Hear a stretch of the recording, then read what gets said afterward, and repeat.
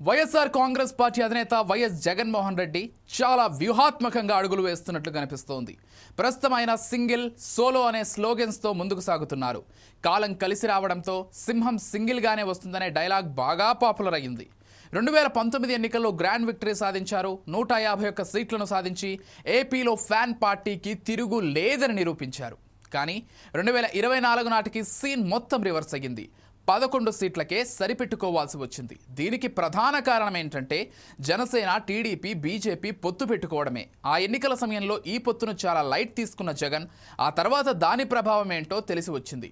కేవలం 11 స్థానాలకే పరిమితం కావాల్సిన పరిస్థితి ఏర్పడింది. ఇకపోతే దేశంలో చాలా ప్రాంతీయ పార్టీలు తమ ఉనికి కోసం ఏదో ఒక దశలో పొత్తులు పెట్టుకున్న సంగతి తెలిసిందే. దేశ రాజకీయ ముఖ చిత్రంలో 15 ఏళ్ల వైసీపీ ప్రస్థానంలో ఏ పార్టీతో పొత్తులు పెట్టుకోకుండా రాజకీయాలు చేసింది ఒక్క జగన్ మాత్రమే అని చెప్పొచ్చు. మారుతున్న పరిస్థితులకు అనుగుణంగా పొత్తులు లేకుండా వెళ్తే ఏం జరుగుతుందో అనేది 2 సార్లు జగన్కు తెలిసొచ్చినట్లయింది. ఈ క్రమంలోనే ఎక్కడో వైసీపీ వ్యూహం మిస్ అయ్యిందని భావిస్తున్నారు రాజకీయ విశ్లేషకులు. పొత్తులు అనేది ఒక పవర్ఫుల్ స్ట్రాటజీ. దాన్ని ఎప్పుడు ఎలా వాడాలో చంద్రబాబుకు తెలిసినట్టు దేశ రాజకీయాల్లో మరెవ్వరికీ తెలియదనడంతో ఎలాంటి సందేహమూ లేదు. ఎక్కడ నెగ్గాలో కాదు, ఎక్కడ తగ్గాలో కూడా బాగా తెలిసిన లీడర్ ఆయన. అందుకే 2 సార్లు పొత్తుల ద్వారానే అధికారంలోకి వచ్చారు. వైసీపీ మాత్రం ఒంటరిగా పోటీ చేసి ఓడిపోయింది.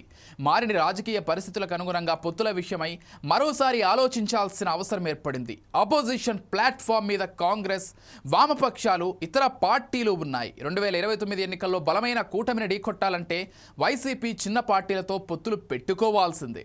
లేదంటే మరోసారి చేదనుభవమే ఎదురయ్యే అవకాశం ఉందన్నట్లు పొలిటికల్ ఎక్స్పర్ట్స్ అంచనా వేస్తున్నారు.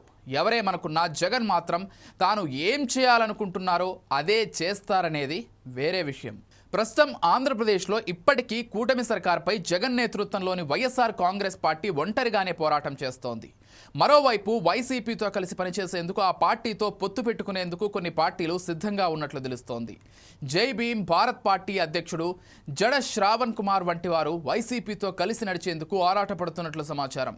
అటు వామపక్షాలు ఎలా రియాక్ట్ అవుతాయో తెలియడం లేదు. కాంగ్రెస్ పార్టీ లేకుండా వామపక్షాలు వైసీపీతో జతకట్టే పరిస్థితి ఉండదంటున్నారు. హస్తం పార్టీతో కలిసి నడిచేందుకు వైసీపీ తన పొలిటికల్ స్టాండ్నే మార్చుకోవాల్సి ఉంటుంది.